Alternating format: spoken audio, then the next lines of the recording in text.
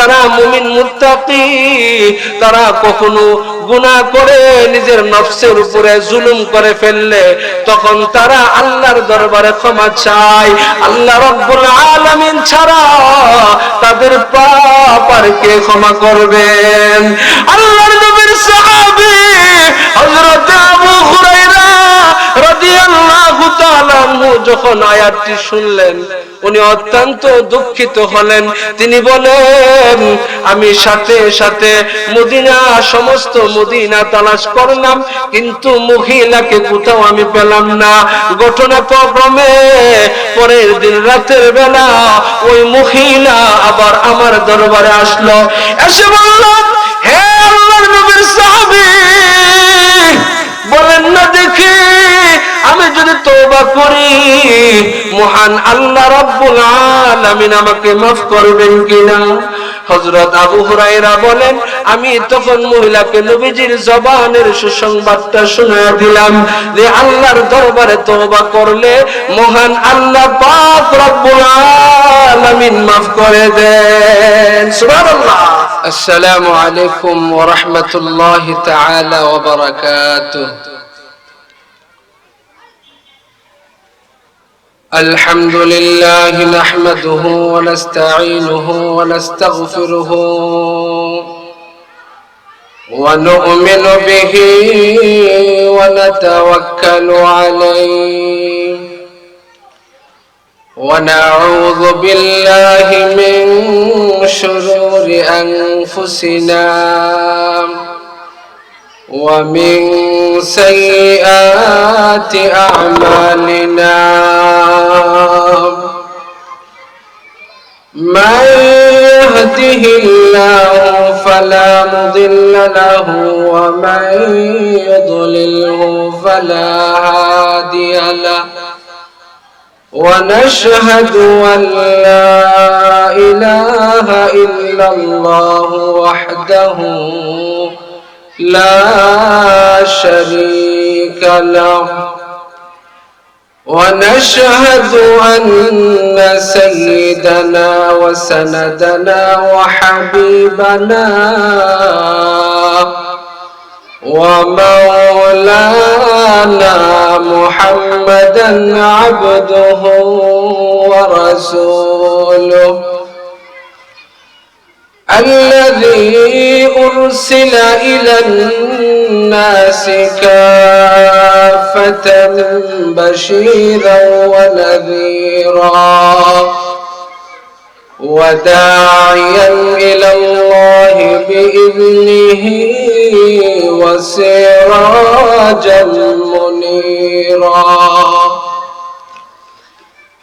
أما بعد فأعوذ بالله من الشيطان الرجيم.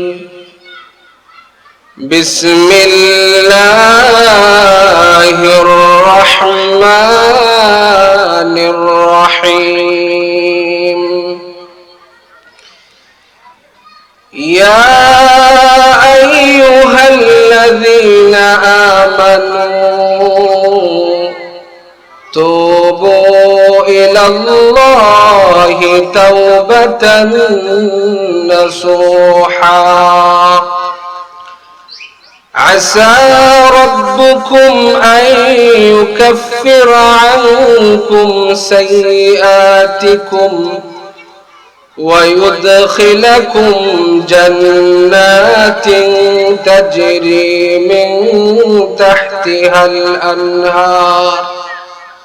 صدق الله مولانا العظيم وصدق رسوله النبي الكريم ونحن على ذلك من الشاهدين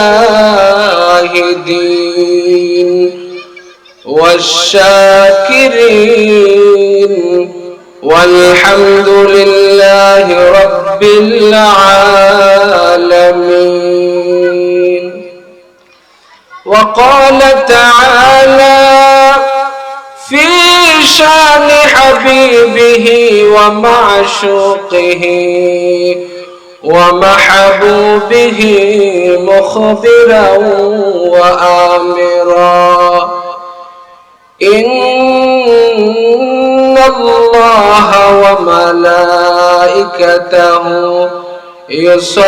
يصلون على النبي يا أيها الذين آمنوا صلوا عليه وسلموا تسليما সকলেই محبতের সঙ্গে درود ইব্রাহিম পড়ি اللهم صل على محمد وعلى آل محمد كما صليت على إبراهيم وعلى آل إبراهيم إنك حميد مجيد اللهم بارك على محمد وعلى آل محمد كما باركت على إبراهيم وعلى آل إبراهيم إنك حميد مجيد بلغ العلا بكماله كشف الدجى بجماله حسنت جميع خصاله صلوا عليه وآله فقيرك ملجأ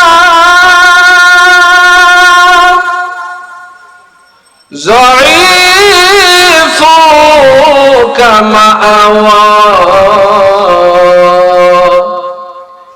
يتيمك والي غلامك مولى بلغ العلا بكماله كشف الدجى بجماله حسنت جميع خصاله صلوا عليه وآله اللهم صل وسلم وبارك عليه الحمد لله ঐতিহ্যবাহী দক্ষিণ বাইপাইল মকবুল আহমেদ ইসলামিয়া মাদ্রাসার উদ্যোগে আয়োজিত আজকের এই তাফসীরুল কোরআন মাহফিলের বর্তমান অধিবেশনের সম্মানিত সভাপতি সাহেব মাদ্দাজিল্লাহুল আলী, মুআজ্জাজ মুকাররম উলামায়ে কেরাম, সমবেত সর্বস্তরের আমার প্রাণ প্রিয় ধর্মপ্রাণ মুসলিম ভাইরা, পর্দার অন্তরালে অবস্থানরত আবেদা সালেহা মুমিনা পর্দানিশীন আমার মা ও বোনেরা, শুকরগুজার করছি মহান আল্লাহর দরবারে, যিনি অত্যন্ত দয়া করে, মায়া করে, মহব্বত করে, ভালোবেসে হাজার হাজার মানুষ থেকে যাচাই বাছাই করে আজকের এই মাহফিল জান্নাতের বাগানে আসার মতো, বসার মতো তৌফিক টুকু আনায়েত করেছেন। তাতে আমরা খুশি না বেজার? যদি আমরা খুশি হয়ে থাকি, সে মহান আল্লাহ পাকের দরবারে শরীরের সমস্ত শক্তিটুকুন একত্র করে দিয়ে সমস্বরে স্বতঃস্ফূর্তভাবে কালিমাতুশ শুকর আদায় করছি আলহামদুলিল্লাহ। লাখো কোটি দুরূদ ও সালাম আল্লাহর সৃষ্টির প্রধান আকর্ষণ, বিশ্ব সবার সভাপতি, বিশ্ব মানবতার মুক্তির দিশারি, সাইয়্যিদুল মুরসালিন, খাতামুন নবিয়্যিন, আশরাফুল আম্বিয়া, সাহিবুল কাউসার, ইউনিভার্সাল প্রফেট জনাব মুহাম্মদুর রাসূলুল্লাহ সাল্লাল্লাহু আলাইহি ওয়াসাল্লামের উপর মুহতারাম হাজিরিন, আমি আপনাদের খেদমতে পবিত্র কোরআন শরীফের সূরা তাহরীম থেকে ৮ নম্বর আয়াতে কারিমা তেলাওয়াত করেছি।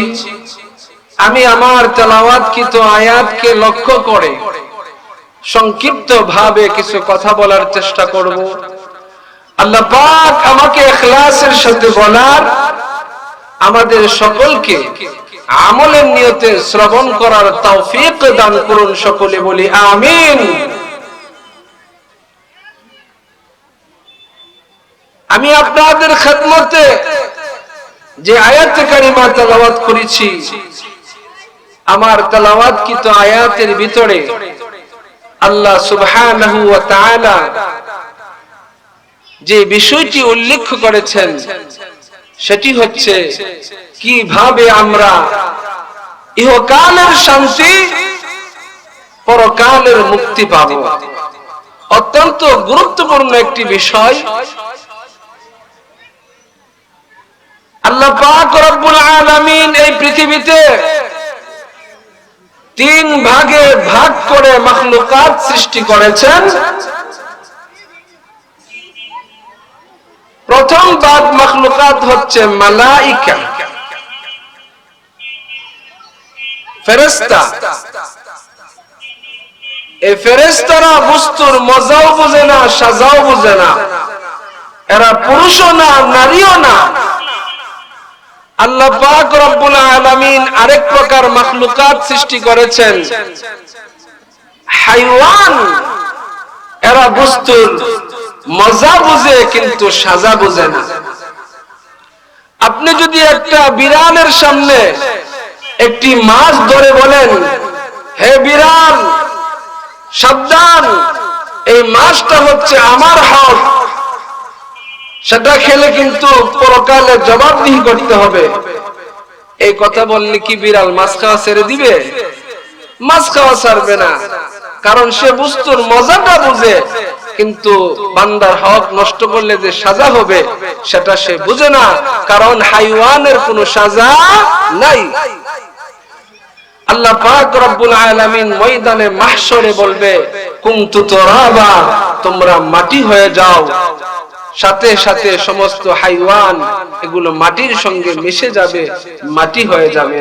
জোরে কন্যা সুবহানাল্লাহ। আরেক প্রকার মাখলুকাত হচ্ছে ইনসান, আমরা। আল্লাহ তাআলা মানুষদেরকে আশরাফুল মাখলুকাত হিসাবে সৃষ্টি করেছেন। সৃষ্টির সেরা জীব হিসাবে আল্লাহ তাআলা সৃষ্টি করেছেন। মানুষ বস্তুর মজাও বুঝে, আবার সাজাও বোঝে। যদি সে নেকের কাজ করে আল্লাহর তৈরি জান্নাতের ভিতরে চলে যাবে, আর যদি গুনার কাজ করে জাহান্নামে যেতে হবে। তবে আল্লাহ পাক চান না কোন বান্দা বান্দি গুনাহ করে জাহান্নামে যাক। সেজন্য আল্লাহ তাআলা গুনাহ থেকে মুক্তি পাওয়ার জন্য একটি অস্ত্র দিয়েছেন। সেই অস্ত্রটির নাম হচ্ছে তওবা। সুবহানাল্লাহ। আল্লাহ পাক রব্বুল আলামিন আমার তেলাওয়াতকৃত আয়াতের মধ্যে ইরশাদ করেছেন, قال سبحانه وتعالى يا أيها الذين آمنوا توبوا إلى الله توبة نصوحا। আল্লাহ পাক রব্বুল আলামিন পবিত্র কোরআনের ভিতরে ইরশাদ করেছেন, হে ঈমানদার বান্দাগণ, আমি আল্লাহর দরবারে খালিস ভাবে তওবা করো। যদি আমি আল্লাহর দরবারে খালিস ভাবে তওবা করতে পারো, আমি আল্লাহ রাব্বুল আলামিন তোমাদের জীবনের সবগুলি গুনাহ মাফ করে দিব। শুধু গুনাহ মাফ করব না, আমি আল্লাহ রাব্বুল আলামিন তোমাদের গুনাহগুলোকে নেকের দ্বারা পরিবর্তন করে আমি আল্লাহ তোমাদেরকে জান্নাতের মালিক বানায়া দিব। আরো জোরে কন্যা সুবহানাল্লাহ। এই তওবার দ্বারা শুধুমাত্র গুনাহ মাফ হবে না, শুধুমাত্র আখিরাতের সমস্যার সমাধান হবে না, বরং দুনিয়াবি অনেক সমস্যার সমাধান হয়ে যাবে। কিতাবের মধ্যে এসেছে হযরত হাসান বসরি রাহমাতুল্লাহ আলাইহির নিকট এক ব্যক্তি এসে জিজ্ঞাসা করলেন, হে হাসান বসরি, বৃষ্টি হয় না, আমাকে একটা তাদবীর দেন, কি করলে বৃষ্টি হবে? হাসান বসরি রাহমাতুল্লাহ আলাইহি বলেন, ইস্তাগফিরু রাব্বাকুম, রবের নিকট তওবা করো, তাহলে আল্লাহ তাআলা বৃষ্টি বর্ষণ করবেন। আর এক ব্যক্তি এসে বলে, ওগো হাসান, আমার সন্তান নাই, একটা তাদবীর দেন, কি করলে আমার সন্তান হবে? হাসান বসরি রাহমাতুল্লাহ আলাইহি ওই লোকটাকে বললেন, ইস্তাগফিরু রাব্বাকুম, রবের নিকট তওবা করো।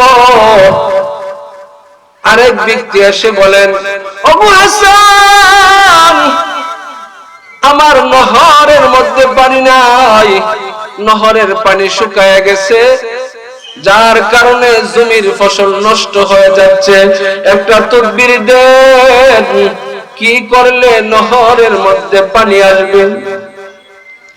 হাসান বসরি রাহমাতুল্লাহ আলাইহি ওই লোকটাকে বললেন, ইস্তাগফিরু রাব্বাকুম, রবের নিকট তওবা করো।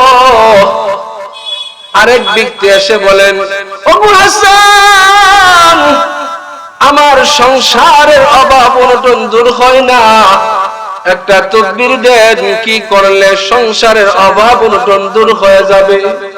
হাসান বসরি রাহমাতুল্লাহ আলাইহি ওই লোকটাকে তাদবীর দিলেন, ইস্তাগফিরু রাব্বাকুম, রবের নিকট তওবা করো, তাহলে আল্লাহ পাক রব্বুল আলামিন সম্পদের মধ্যে বরকত দান করবেন।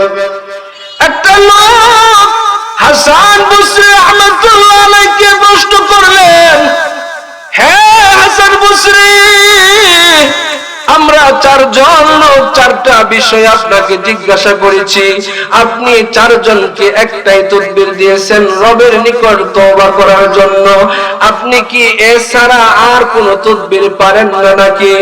তখন হাসান বসরি রাহমাতুল্লাহ আলাইহি বলেন, ভালো করে শুনিয়া যাও, ভালো করে শুনিয়া যাও, আমি যে তোমাদেরকে তাদবীর দিয়েছি, এটা আমার মন গড়া কোনো তাদবীর নয়। আল্লাহ পাক রব্বুল আলামিন পবিত্র কোরআন শরীফের ভিতরে সূরা নূহের ভিতরে আল্লাহ তাআলা ইরশাদ করেছেন, আল্লাহ পাক রব্বুল আলামিন পবিত্র কোরআন শরীফের ভিতরে ইরশাদ করেছেন, ফাকুলতুস্তাগফিরু রাব্বাকুম ইন্নাহু কানা গাফফারা ইউরসিলিস সামাআ আলাইকুম মিদরারা ويمددكم بأموال وبنين ويجعل لكم جنات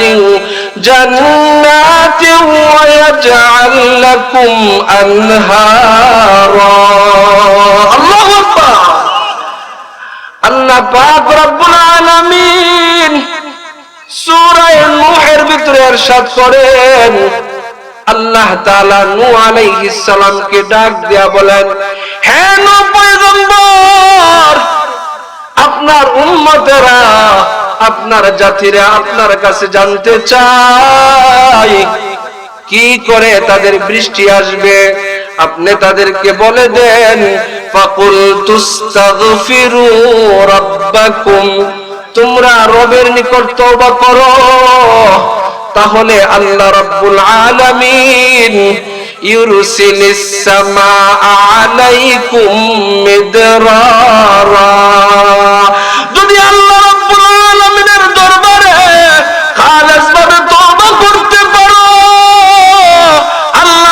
রব্বুল আলামিন তোমাদের জন্য আকাশ থেকে প্রয়োজন মোতাবেক, আল্লাহ বলেন মিদরারা, প্রয়োজন মোতাবেক আল্লাহ তাআলা আকাশ থেকে তোমাদের জন্য বৃষ্টি বর্ষণ করবেন। সুবহানাল্লাহ। আল্লাহ পাক রব্বুল আলামিন নূহ আলাইহিস সালামকে বলেন, হে নূহ পয়গম্বর, আপনার জাতিরা আপনার কাছে জানতে চায় কি করে তাদের সম্পদ হবে, কি করে তাদের সংসারের অভাব অনটন দূর হবে। আপনি তাদেরকে বলে দেন যে ইস্তাগফিরু রাব্বাকুম, রবের নিকট তওবা করো,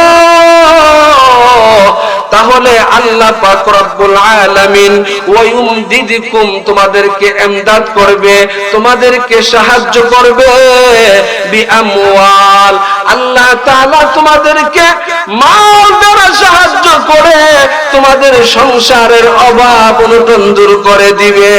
সুবহানাল্লাহ। আল্লাহ পাক রব্বুল আলামিন বলেন, হে নূহ পয়গম্বর, আপনার জাতিরা আপনার কাছে জানতে চায় কি করে তাদের সন্তান হবে। আপনি তাদেরকে বলে দেন ইস্তাগফিরু রাব্বাকুম, তোমরা রবের নিকট তওবা করো, তাহলে আল্লাহ পাক রব্বুল আলামিন ওয়া বানিন, তিনি তোমাদেরকে সন্তান দিয়া সাহায্য করবেন। সুবহানাল্লাহ। আল্লাহ পাক রব্বুল আলামিন এরপরে বলতেছেন ওয়ায়াজআল লাকুম জান্নাতিন ওয়ায়াজআল লাকুম আনহারা। হে নূহ পয়গম্বর, আপনার জাতিরা জানতে চায় কি করে তাদের নহরের মধ্যে পানি আসবে। আপনি তাদেরকে বলে দেন ইস্তাগফিরু রাব্বাকুম, রবের নিকট তওবা করো, তাহলে আল্লাহ পাক রব্বুল আলামিন তোমাদের নহরের মধ্যে পানি দিয়ে দিবেন। সুবহানাল্লাহ। আরো জোরে কন্যা সুবহানাল্লাহ। ভাইরা আমার, তওবা হলো জাতি ধর্ম বর্ণ নির্বিশেষে জগতের যাবতীয় মানব দানব সবার জন্য গুনাহ মাফের সবচেয়ে বড় হাতিয়ার। এই হাতিয়ার বা অস্ত্র কল্যাণকামী অপরাধীদের জীবনে কল্যাণ এনে দিতে পারে।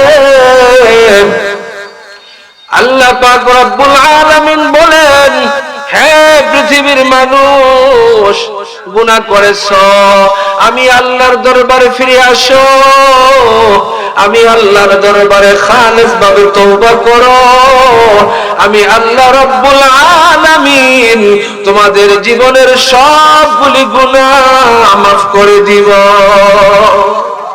আরো জোরে কন্যা সুবহানাল্লাহ। আমার বান্দা বান্দি যখন আল্লাহর দরবারে খালেস ভাবে তওবা করে, আল্লাহ পাক রব্বুল আলামিন তাদের জীবনের সবগুলি গুনাহ মাফ করে দেন। কিতাবের মধ্যে এসেছে, আল্লাহর নবীর সাহাবী হযরত আবু হুরায়রা রাদিয়াল্লাহু তাআলা আনহু থেকে বর্ণিত, আল্লাহর নবীর সাহাবী হযরত আবু হুরায়রা রাদিয়াল্লাহু তাআলা আনহু বলেন, একদিন রাতের বেলা একজন মহিলা বিচলিত অবস্থায় আমার হুজরার ভিতরে এসে বলেন, হে আল্লাহর নবীর সাহাবী, আমার দ্বারা একটা মন্দ কাজ সংঘটিত হয়ে গেছে, আমি জিনা করেছি, এখন যদি আমি আল্লাহর দরবারে তওবা করি, মহান আল্লাহ রাব্বুল আলামিন আমার তওবা কবুল করবেন কিনা। আল্লাহর নবীর সাহাবী হযরত আবু হুরায়রা রাদিয়াল্লাহু তাআলা আনহু বলেন, ও মহিলা, তুমি এমন জঘন্য কাজ করেছো, মহান আল্লাহ রাব্বুল আলামিন তোমাকে ক্ষমা করবে না। এই কথা বলার পর ওই মহিলা চোখের পানি ছেড়ে ছেড়ে কেঁদে কেঁদে চলে গেলেন। হযরত আবু হুরায়রা বলেন, রাত্রি শেষ হওয়ার পর আমি ফজরের নামাজ পয়গম্বরের পিছনে আদায় করলাম। আল্লাহর নবীর পিছনে ফজরের নামাজ আদায় করে আল্লাহর নবীকে ডেকে ডেকে বলি, ইয়া রাসূলুল্লাহ, ইয়া হাবিবাল্লাহ, এগো আল্লাহর নবী, রাতের বেলা এমন এমন ঘটনা ঘটেছে, একজন মহিলা জিনা করেছে, আমি আমার দরবারে এসেছিল তওবা করার জন্য। আমি বলেছি তোমার তওবা আল্লাহর দরবারে কবুল হবে না।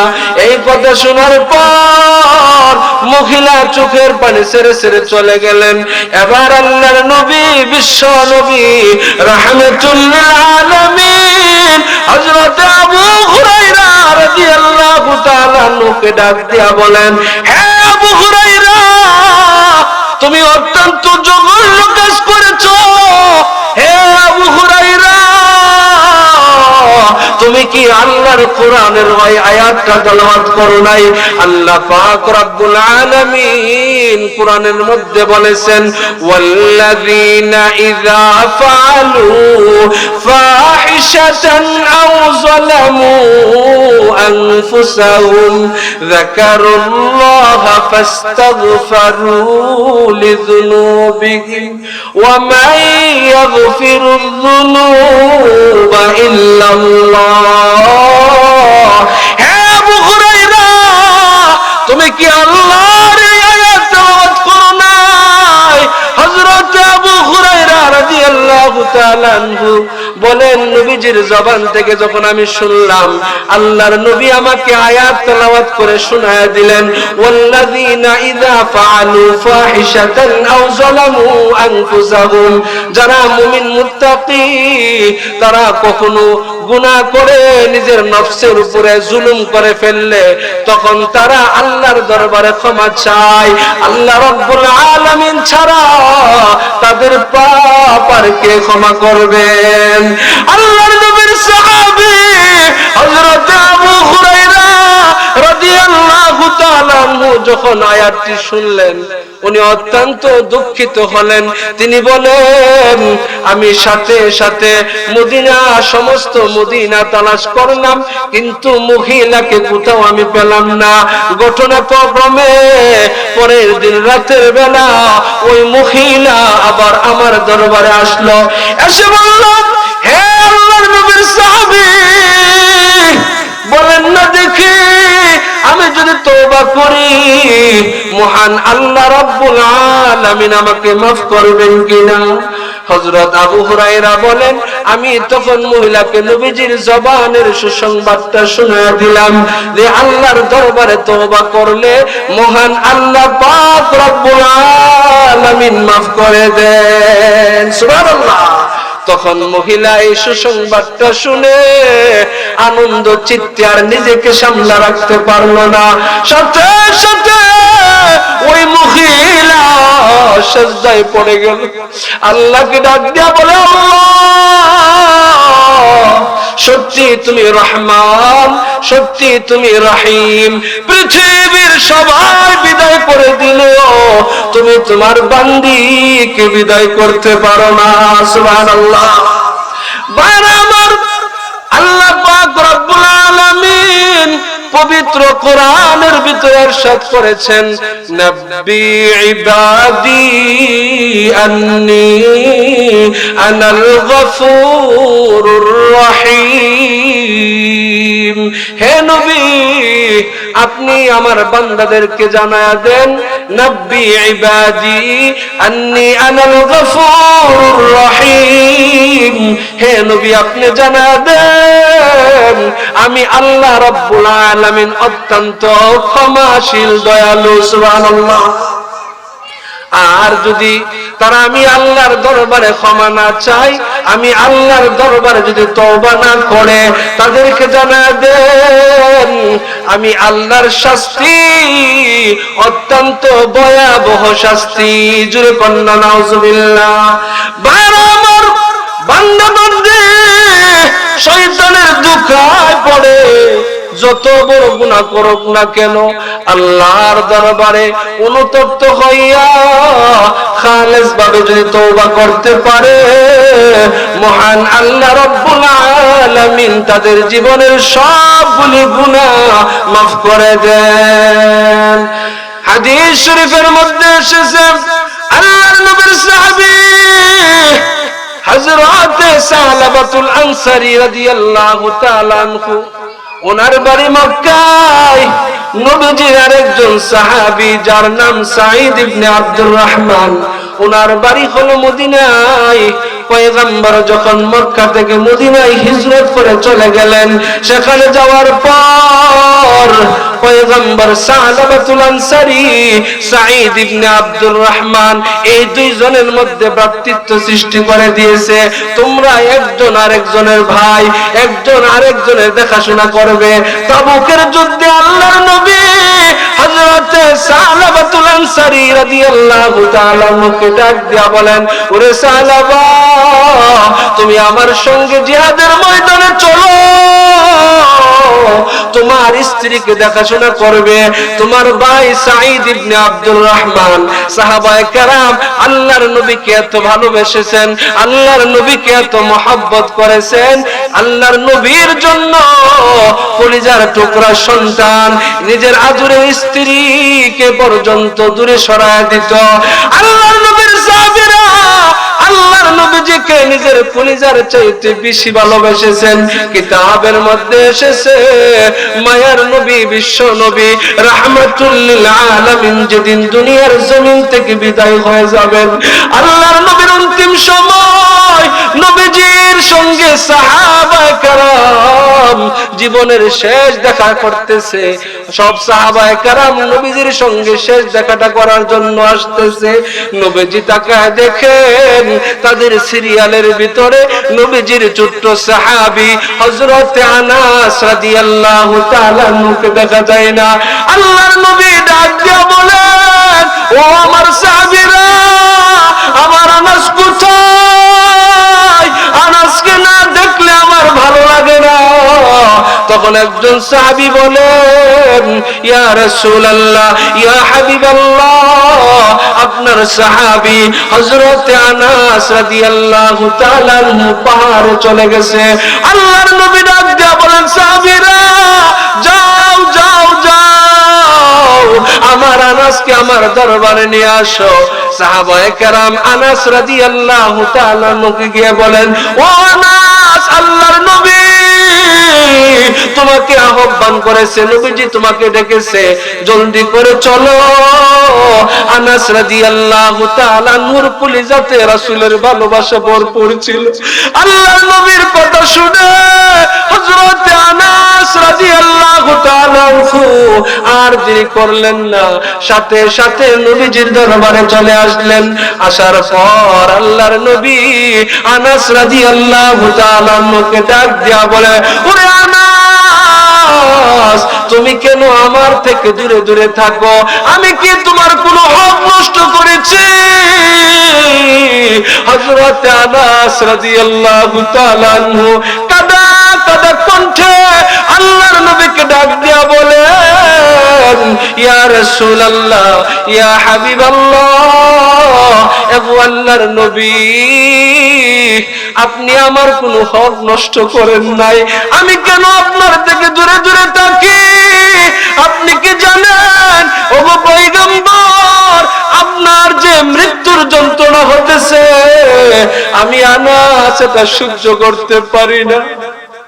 এই জন্য আমি আনাস আপনার থেকে দূরে দূরে থাকি। তখন আল্লাহর নবী আনাস রাদিয়াল্লাহু তাআলা আনহুকে বুকে জড়ায় নিলেন।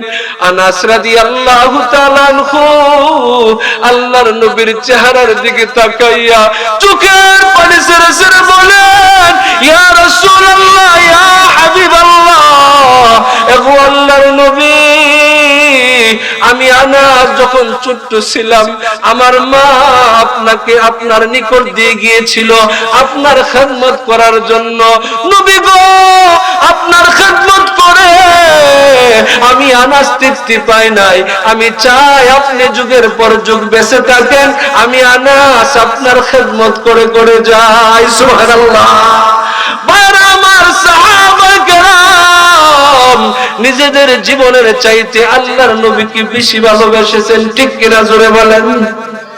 আল্লাহর নবীর সাহাবী হযরত সালাবাতুল আনসারী রাদিয়াল্লাহু তাআলা আনহু, আল্লাহর নবী যখন বললেন, ওরে সালাবা চলো আমার সঙ্গে জিহাদের ময়দানে চলো, সালাবাতুল আনসারী রাদিয়াল্লাহু তাআলা আনহু ওনার স্ত্রীকে ভাই সালাবার ভাই সাঈদের জিম্মায় রেখে ডাক দিয়া বলে, ওরে ভাই আমি পয়গম্বরের সঙ্গে জিহাদের ময়দানে চলে যাচ্ছি, আমার স্ত্রীর দেখাশোনার দায়িত্ব তোমার। যেই মাত্র জিহাদের ময়দানে চলে গেছে, শয়তান সাঈদ ইবনে আব্দুর রহমানকে ওয়াসওয়াসা দিল, ধোঁকা দিল, ও সাঈদ সালাবার স্ত্রী বড় সুন্দরী, সালাবা বাড়িতে নাই, এই সুযোগ সুবর্ণ সুযোগ, যা পর্দার ভিতরে যা, এই সুযোগ আর খুঁজে পাবি না। এই কথা শোনার পর শয়তানের ধোঁকায় পড়ে সালাবাতুল আনসারী রাদিয়াল্লাহু তাআলা আনহু পর্দার ভিতরে চলে গেছে। পর্দার ভিতরে যখন চলে গেছে, তখন যেই মাত্র সাঈদ ইবনে আব্দুর রহমানের স্ত্রী হাত ধরলো, তখন ডাক দিয়া বলে, ওরে সালাবা তোমার তো উদ্দেশ্য ভালো না, সালাবা আমি তো তোমার ভাই সাঈদ ইবনে আব্দুর রহমানের রেখে যাওয়া আমানত, তুমি কি আমানতের খেয়ানত করবে নাকি? এই কথা শোনার পর হযরতে সালাবাতুল আনসারী রাদিয়াল্লাহু তাআলা আনহুর কলিজাতে আল্লাহর ভালোবাসা চলে এসেছে, জাহান্নামের ভয় অন্তরের ভিতরে চলে এসেছে। এবার সালাবাতুল আনসারী রাদিয়াল্লাহু তাআলা আনহু সাঈদ ইবনে আব্দুর রহমানের বিবির হাত ছেড়ে দিয়ে দৌড়ায় আর আল্লাহকে ডাক দিয়ে বলে, আল্লাহ আমি বড় গুনাহগার, আমি বড় নাফরমান, আল্লাহ তুমি যদি আমাকে ক্ষমা না করো আমার তো যাওয়ার আর জায়গা নাই। এইভাবে সালাবাতুল আনসারী রাদিয়াল্লাহু তাআলা দৌড়াইয়া পাহাড়ে চলে গেছে। ওইদিকে সাঈদ ইবনে আব্দুর রহমান জিহাদের ময়দান থেকে আসলো, আসার পর তালাশ করে দেখে সালাবাতুল আনসারীকে দেখা যায় না। আমার ভাই কোথায়, আমার ভাইকে কেন দেখতে পাচ্ছি না? বলে যে পাহাড়ে চলে গেছে। সাঈদ ইবনে আব্দুর রহমান দৌড়াইয়া পাহাড়ে গেলেন, গিয়ে সালাবাতুল আনসারী রাদিয়াল্লাহু তাআলা আনহুকে ডাক দিয়া বলেন, ওরে সালাবা আয় আয় মদিনায় চল, জীবনের গুনার জন্য আল্লাহর কাছে মাফ চা, আল্লাহ পাক রব্বুল আলামিন তোর জীবনের সবগুলি গুনাহ মাফ করে দিবে। সালাবাতুল আনসারী রাদিয়াল্লাহু তাআলা আনহু বলে, না না না, আমি এইভাবে স্বাভাবিকভাবে যাব না, যদি আমাকে নিতে হয় আমার হাত পা বেঁধে অপমানিত গোলামের ন্যায় টেনে টেনে নিয়ে যাও। হযরতে সাঈদ ইবনে আব্দুর রহমান বাধ্য হইয়া সালাবাতুল আনসারী রাদিয়াল্লাহু তাআলা নূর হাত পা রশি দিয়া বেঁধে যখন মদিনার দিকে নিয়ে যায়, তখন সালাবাতুল আনসারী বলে, ওরে ভাই সাঈদ, আমাকে মদিনায় নেওয়ার আগে, আমাকে রাসূলের দরবারে নেওয়ার আগে আমাকে নিয়ে চল আবু বকরের দরবারে, আমি আবু বকরকে জিজ্ঞাসা করব আমার মতো গুনাহগারকে আল্লাহ পাক রব্বুল আলামিন মাফ করবেন কিনা। হযরতে আবু বকর সিদ্দিক রাদিয়াল্লাহু তাআলা আনহুর কাছে গিয়ে বলেন, হে আল্লাহর নবীর সাহাবী, আমি জঘন্য কাজ করে ফেলেছি, আমি মন্দ কাজ করে ফেলেছি, আমি যদি আল্লাহর দরবারে তওবা করি মহান আল্লাহ রাব্বুল আলামিন মাফ করবেন কিনা। হযরত আবু বকর সিদ্দিক রাদিয়াল্লাহু তাআলা শুনে বলে, ওরে সালাবা, ক্ষমা দাও না দাও আল্লাহর ব্যাপার, তুমি আমার বাড়ি থেকে বের হয়ে যাও, তুমি কেন তোমার ভাইয়ের রেখে যাওয়া আমানতের খেয়ানত করলা। এবার সালাবাতুল আনসারী রাদিয়াল্লাহু রাদিয়াল্লাহু তাআলা আনহু ডাক দিয়া বলে, ওরে সাঈদ, আমাকে নিয়ে চল উমরের দরবারে। উমরকে জিজ্ঞাসা করব আমার মতো গুনাহগারকে আল্লাহ রাব্বুল আলামিন মাফ করবেন কিনা। হযরত উমর রাদিয়াল্লাহু তাআলা শুনে বলে, না না না, আমি জানি না, তুমি আমার বাড়ি থেকে বের হয়ে যাও, ক্ষমা দেওয়া না দেওয়া আল্লাহর ব্যাপার, আমি জানি না, তুমি চলে যাও। এবার সাহাবাতুল আনসারী ডাক দিয়ে কয়, ওরে সাঈদ, আমাকে নিয়ে চল আলীর দরবারে। আলীকে জিজ্ঞাসা করব আমার মতো গুনাহগারকে আল্লাহ পাক মাফ করবেন কিনা। হযরত আলী রাদিয়াল্লাহু তাআলা শুনে বলে, ওরে সালাবা, ক্ষমা দেওয়া না দেওয়া আল্লাহর ব্যাপার, আমি জানি না, তুমি আমার বাড়ি থেকে বের হয়ে যাও। এবার সালাবাতুল আনসারী রাদিয়াল্লাহু তাআলা ডাক দিয়া বলেন, ওরে সাঈদ, এতক্ষণ আমার মনের তামান্না ছিল বদনামের কথা পয়গম্বরকে শোনালে নবীজি কষ্ট পাবে, আমি লজ্জা পাবো, সাহাবীদের মাধ্যমে সমস্যার সমাধান করব। সাহাবায়ে কেরাম যেহেতু আমার সমস্যার সমাধান করতে পারে নাই, বাধ্য হয়ে চলো নবীর দরবারে। আমার বিশ্বাস পয়গম্বর তার গুনাহগার উম্মতকে বিদায় করবে না। সুবহানাল্লাহ। এবার সাঈদ ইবনে আব্দুর রহমান ভাই সাহাবাকে নিয়ে আল্লাহর নবীর দরবারে চলে গেলেন এবং আল্লাহর নবী, আমি গুনাহ করে ফেলেছি, আমি যদি এখন তওবা করি মহান আল্লাহ পাক রব্বুল আলামিন মাফ করবেন কিনা। আল্লাহর নবী ডাক দিয়া বলে, ওরে সালাবা, ক্ষমা দেওয়া না দেওয়া আল্লাহর ব্যাপার, আমি জানি না, তুমি আমার বাড়ি থেকে বের হয়ে যাও। তুমি কেন তোমার ভাইয়ের রেখে যাওয়া আমানতের খিয়ানত করলে। এবার আল্লাহর নবীর সাহাবী হযরত সালাবাতুল আনসারী রাদিয়াল্লাহু তাআলা বলে, ওরে সাঈদ, রশি ছেড়ে দে, প্রমাণ হয়ে গেছে আমার মতো নাফরমান এই দুনিয়ার বুকে আর কেউ নাই। ওরে আমার রশিটা ছেড়ে দে, এই চেহারাটা আমি আর মদিনার লোককে দেখাবো না। এই কথা বলে হযরত সালাবাতুল আনসারী রাদিয়াল্লাহু তাআলা আনহু দৌড়াইয়া চলে গেলেন। উনার মেয়ে খামসানা রাদিয়াল্লাহু তাআলা আনহা বাবাকে ডাক দিয়া বলে, বাবা, এতক্ষণ ঘুরে ঘুরে দেখেছি সাহাবায়ে কেরাম তোমার প্রতি নারাজ, আল্লাহর নবী তোমার প্রতি নারাজ। হে বাবা, ভালো করে শুনিয়া যাও, যতক্ষণ পর্যন্ত সাহাবায়ে কেরাম তোমার প্রতি রাজি না হবে, যতক্ষণ পর্যন্ত পয়গম্বর তোমার প্রতি রাজি না হবে, ততক্ষণ পর্যন্ত তোমার মতো পুরুষকে আমি আব্বা বলে ডাকবো না। এবার আল্লাহর নবীর সাহাবী সালাবাতুল আনসারী রাদিয়াল্লাহু তাআলা আনহু দৌড়ায় আর আল্লাহকে ডাক দিয়া বলে, আল্লাহ, তাকে দেখো, আমার মেয়েও আমাকে ভালোবাসে না, আমার মেয়েও আমাকে ঘৃণা করে। হে আল্লাহ, তুমি যদি তোমার নাফরমান, তুমি যদি তোমার গুনাহগার বান্দাকে তারা দাও, বলো না তোমার বান্দা কার দরবারে যাবে। এইভাবে কেঁদে কেঁদে সালাবাতুল আনসারী রাদিয়াল্লাহু তাআলা আনহু পাহাড়ে চলে গেলেন। ওইদিকে আল্লাহ পাক রব্বুল আলামিনের রহমতের দরিয়ার মধ্যে একটা জোশ উঠে গেছে। আল্লাহু আকবার। আল্লাহ পাক রব্বুল আলামিন জিবরাইল আলাইহিস সালামকে ডাক দিয়া বলেন, ও জিবরাইল, আর দেরি নয়, এই মুহূর্তে আমার বন্ধুর কাছে কোরআনের আয়াত নিয়ে যাও। সুবহানাল্লাহ।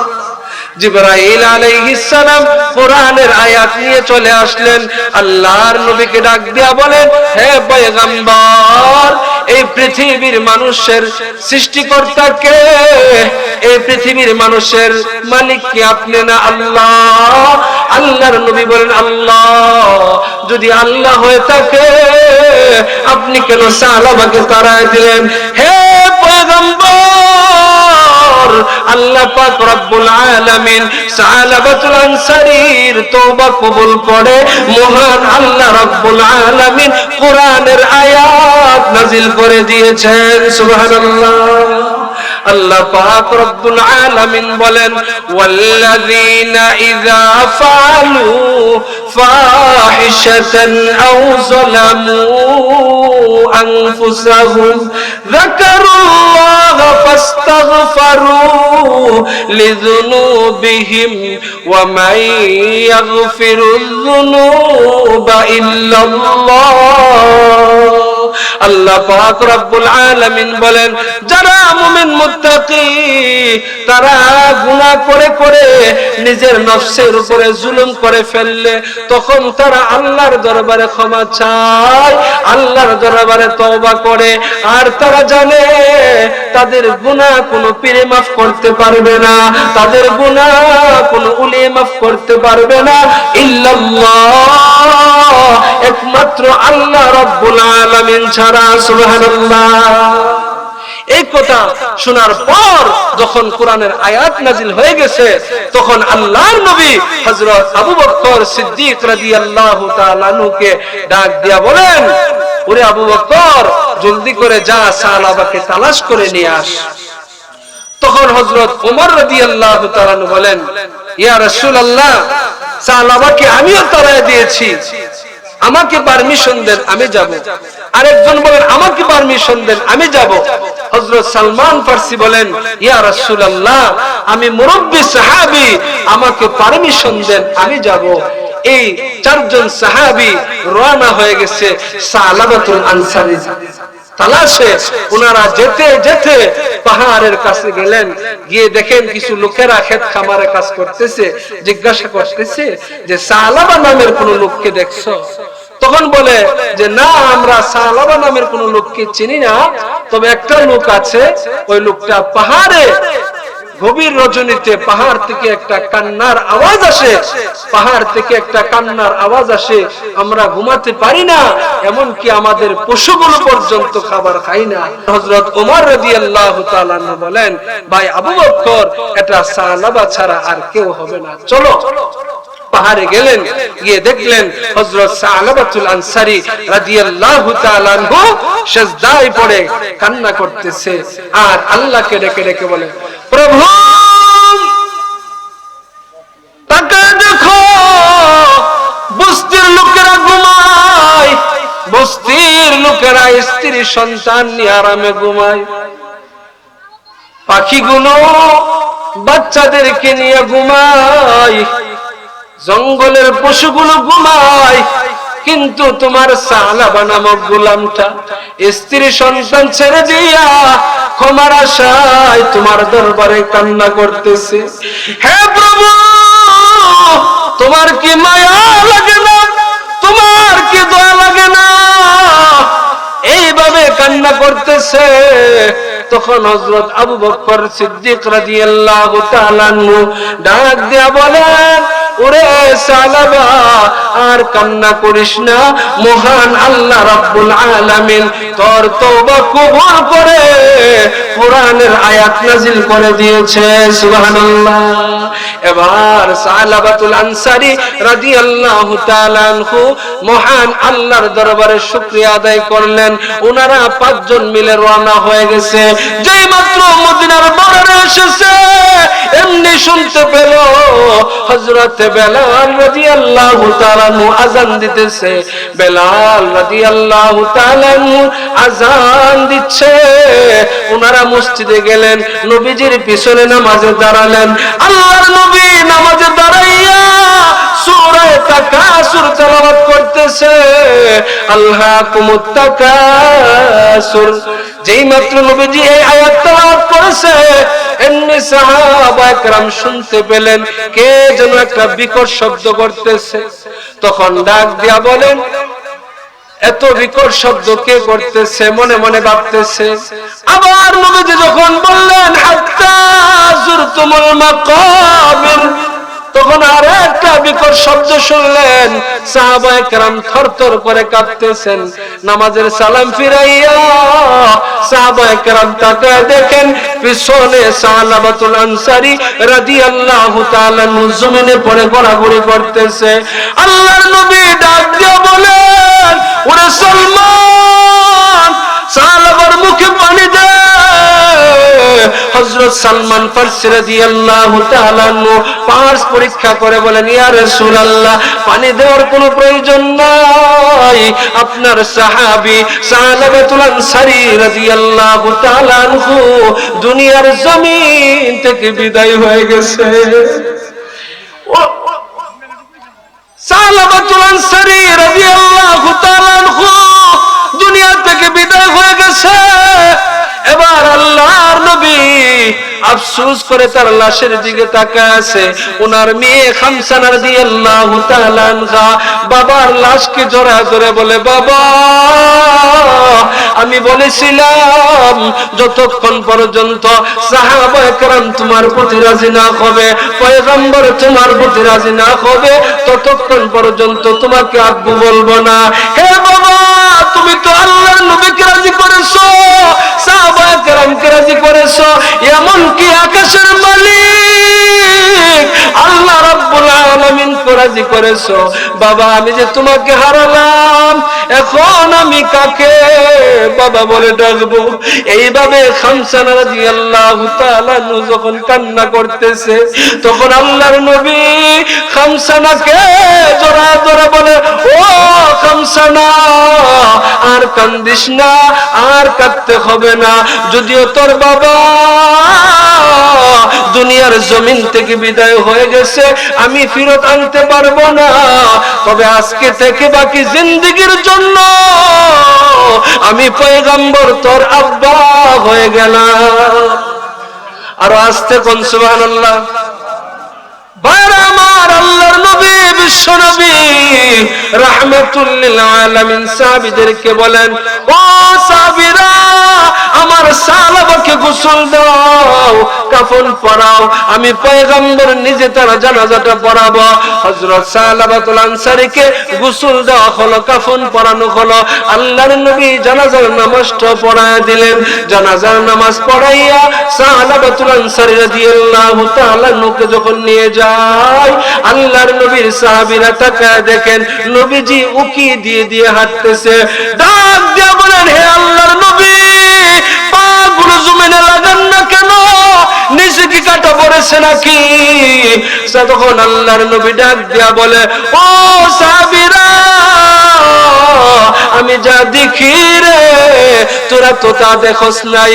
আমি দেখতেছি আমার সাহাবার তওবা কবুল করে মহান আল্লাহ রাব্বুল আলামিন তার জানাজায় নামাজ পড়ার জন্য আসমান থেকে কোটি কোটি ফেরেশতা নাজিল করে দিয়েছেন। আরো জোরে কন্যা সুবহানাল্লাহ। এত পরিমাণ ফেরেশতা নাজিল করেছে, আমি বিশ্ব নবী পাগুলো জমিনে লাগাবো এতটুকু জায়গা মদিনার ভিতরে খালি নাই। সুবহানাল্লাহ। আল্লাহ পাক রব্বুল আলামিন হযরত সালাবাতুল আনসারী রাদিয়াল্লাহু তাআলার তওবাটাকে এমন ভাবে কবুল করেছেন, আল্লাহ তাআলা উনার তওবা কবুল করে আসমান থেকে কোটি কোটি ফেরেশতা নাজিল করে দিয়েছেন। সুবহানাল্লাহ। মুহতারাম হাজির, আমরাও যদি আল্লাহর দরবারে এইভাবে খালেস ভাবে তওবা করতে পারি, তাহলে আল্লাহ পাক রব্বুল আলামিন আমাদের জীবনের সবগুলো গুনাহ মাফ করে দিবেন। শয়তান সব সময় আমাদেরকে ওয়াসওয়াসা দিয়ে গুনার কাজে লিপ্ত করায়। আমাদের জীবনের প্রতিটা মুহূর্তে মুহূর্তে শুধু গুনাহ গুনাহ করে করে জীবনটা ধ্বংস করে দিয়েছি। এখনো সময় আছে, আল্লাহর দরবারে খালেস ভাবে তওবা করেন। আল্লাহর পয়গম্বর বলেছেন, আত-তাইবু মিনাজ যামবি কামাল্লা যামবা লাহু। বান্দা বান্দি যখন গুনাহ থেকে তওবা করে, তখন আল্লাহ তাআলা তাদের গুনাহগুলোকে এমন ভাবে ক্ষমা করে দেন যেন সে জীবনে কোনোদিন গুনাহই করে নাই। সুবহানাল্লাহ। আর জোরে কন্যা সুবহানাল্লাহ। ভাইরা আমার, এজন্য আমি আপনাদের কাছে আহ্বান রাখবো, মেহেরবানি করে আপনারা আল্লাহর দরবারে খালেস ভাবে তওবা করে গুনার উপরে অনুতপ্ত হয়ে চোখের পানি ছেড়ে ছেড়ে তওবা করুন। আল্লাহ তাআলা আপনাদের জীবনের সবগুলো গুনাহ মাফ করে দিবেন। আল্লাহ তাআলা গুনাহ মাফ করে ওই গুনাহগুলোকে নেকের দ্বারা পরিবর্তন করে দিবেন। আর এখানে আল্লাহ তাআলা আমাদেরকে আশরাফুল মাখলুকাত হিসেবে সৃষ্টি করেছেন, আমাদেরকে কিছু দায়িত্ব দিয়েছেন। আল্লাহ আমাদের কাছে কিছু হক পাওনা, সেটা হচ্ছে নামাজ। 5 ওয়াক্ত নামাজ ঠিকভাবে পড়বেন, নবীজির সুন্নাহ মোতাবেক জিন্দেগিটা গঠন করবেন। আল্লাহ পাক আমাদের সকলকে আল্লাহর হুকুম নবীজির তরিকা মতে চলার তৌফিক এনায়েত করুন। সকলে বলি আমিন, আর জোরে বলি আমিন। আসসালামু আলাইকুম ওয়া রাহমাতুল্লাহি তাআলা ওয়া বারাকাতুহু।